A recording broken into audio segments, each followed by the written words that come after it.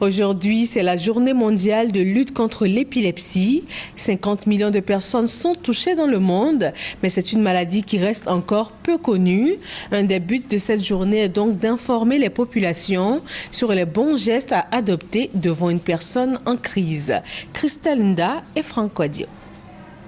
L'épilepsie, je ne connais même pas. J'avais l'un de mes cousins qui avait ça. Il souffrait beaucoup. Il ne pouvait pas sortir, il ne pouvait pas venir parmi ses camarades. L'épilepsie. Plus de 50 millions de personnes concernées dans le monde selon l'Organisation mondiale de la santé. Près de 80% des personnes souffrant d'épilepsie vivent dans les pays en développement.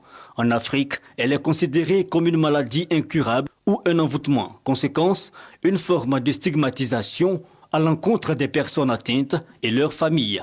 L'épilepsie est une maladie neurologique. C'est une maladie qui est en rapport avec une décharge anormale de plusieurs neurones, ce sont les cellules nerveuses, qui déchargent en même temps. Et cette décharge va se manifester par des signes cliniques.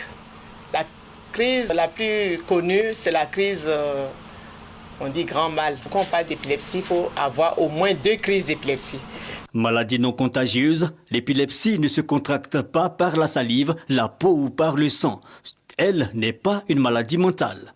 Il existe des facteurs déclencheurs chez certains patients, par exemple le manque de sommeil et le stress. En cas de crise, il est recommandé d'adopter les mesures suivantes. Pour une crise, quand on voit la crise, comme elle ne dure pas, il faut laisser le malade faire sa crise, ne pas le bloquer surtout, ne pas le bloquer, ne pas mettre de bâton ou bien d'éléments dans la bouche pour bloquer la crise.